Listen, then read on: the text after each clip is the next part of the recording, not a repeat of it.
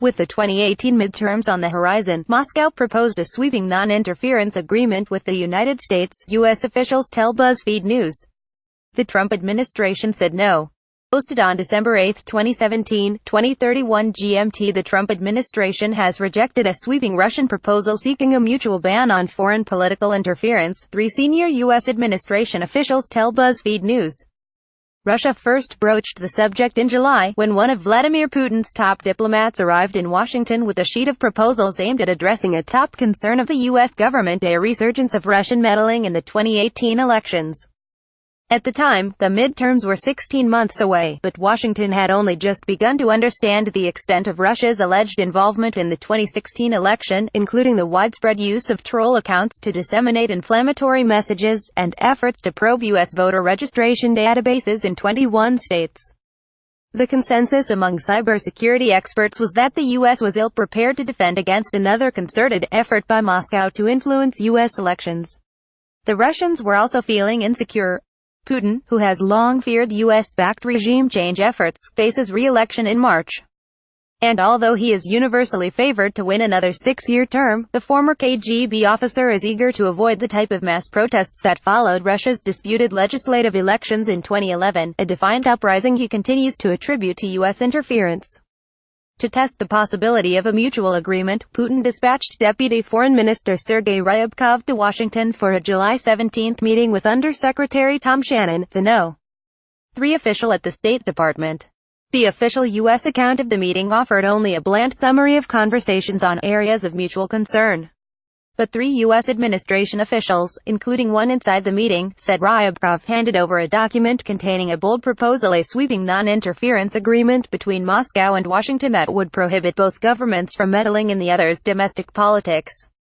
After examining the proposal, which has not previously been reported, U.S. officials told Moscow there would be no deal. "We said, thank you very much, but now is not the time for this," said a senior State Department official who spoke on condition of anonymity to discuss sensitive diplomatic discussions.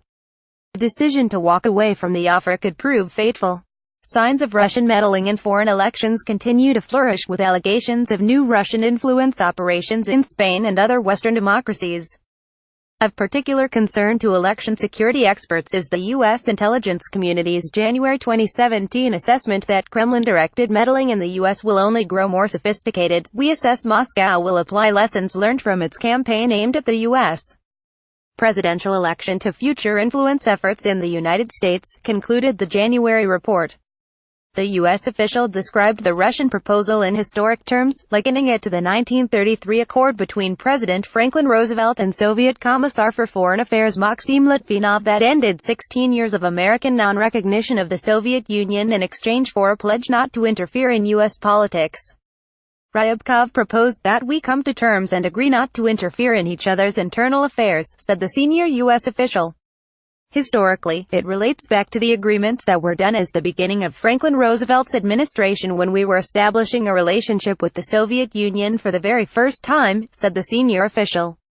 But the offer to open up talks with Moscow posed a dilemma for the Trump administration.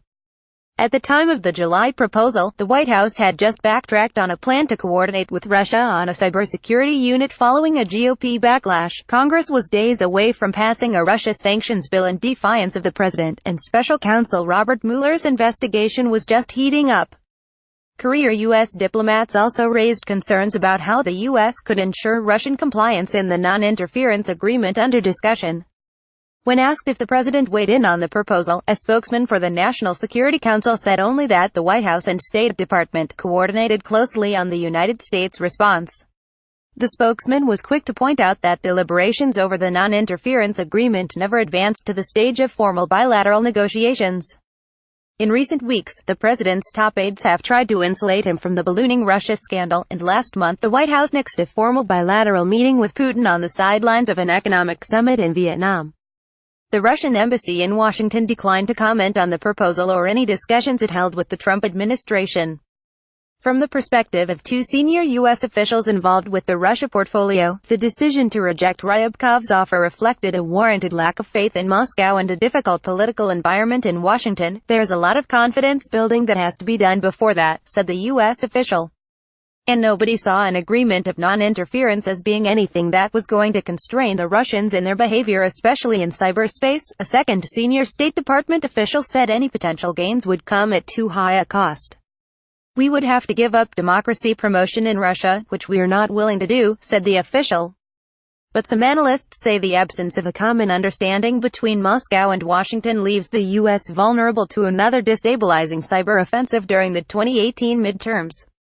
Refusing to at least explore a deal, they contend, would be a lost opportunity. Ultimately, Russia is unlikely to exercise self-restraint absent some form of an agreement, said Samuel Charip, a former State Department official and Russia expert at the Rand Corporation. The only other tools we have are to harden our own defenses or threaten a major retaliation, two options that won't likely be sufficient. The lack of policy options available to safeguard the U.S. elections has prompted a flurry of scholarship in recent months on the merits of a deal with Russia. The debate underscores the paradox of America's modern security posture. While the U.S. controls the most sophisticated offensive cyber weapons in the world, its reliance on digital networks makes it uniquely vulnerable to foreigning. Jack Goldsmith, a former Bush administration official who supports negotiating a deal with Russia, thinks simply enhancing defensive and security measures is unlikely to protect future U.S. elections. Offense has too great an advantage over defense, he wrote in a January article in Lawfare. We have too many soft targets and are constantly surprised when new ones are attacked or exploited. Goldsmith also doubted Washington's ability to deter future Russian attacks with credible threats of retaliation. The United States' significant digital dependencies mean that it loses in escalation in cyber, he wrote. That leaves cutting a deal, he concluded. Advocates of a deal point to President Barack Obama's 2015 accord with China aimed at reducing commercial cyber espionage as an instructive case study. While Obama was criticized at the time for what looked to some like capitulation, experts now agree that the deal had at least some positive benefit, said Kimberly Martin, the director of Columbia University's program on U.S.-Russia relations. Martin cited a 2016 report by the network security firm FireEye finding that Chinesers had carried out fewer attacks on U.S. targets. She also said Putin's paranoia about U.S. meddling in Russia's upcoming election could produce serious negotiations with Moscow. Putin will almost certainly win another 6-year term, unless the United States disrupts things by, say, releasing a cache of compromising material that turns the Russian population against him, she wrote in a recent article. To avoid that possibility, Putin might just find an anti-doxing agreement to be useful. Due to the secretive nature of Ryabkov's proposal, the current public debate about a potential deal has been purely theoretical. A key obstacle to forging any agreement in the real world would likely involve defining foreign interference. Russia, for instance, views America's support for civil society and democracy promotion as a flagrant violation of its sovereignty. Specific programs such as the State Department's Internet Freedom Initiative, which provides technical support for citizens living in authoritarian regimes to organize and circumvent censorship, is a particular fixation for Moscow. When asked if Russia would seek to ban such activities under a new agreement, the senior U.S. official said, "I assume they would if we were to go down that path, but again, we are not prepared to do that," the official added. He emphasized that the U.S. does not view these programs as manipulative or threatening. We see them as enhancing existing desires by civil society to organize themselves and play a role in their own society. The view that democracy promotion is central to American foreign policy and therefore non-negotiable is taken as an article of faith across broad segments of the U.S. foreign policy establishment. Proponents of this view see few upsides to entertaining Ryabkov's offer. "I don't think Russia's offer is workable," said Adam Siegel, a cyberspace policy expert at the Council on Foreign Relations. "I don't know how you would enforce it, and the political costs to the U.S. would be too high." Siegel said fundamental differences between how the U.S. and Russia view freedom of expression and individual rights would render any hopes for an agreement fanciful. The U.S. doesn't want to get into the world where we are censoring the U.S. press for things we view as investigative journalism but the Russians see as interference, he said. Deal proponents, such as Goldsmith, argue that the threat posed by Russia is grave enough to warrant a compromise. The only hope to gain relief from these devastating cyber actions, or, at a minimum, a hope worth exploring, is to give our adversaries relief from our cyber actions that they perceive to be devastating, he said.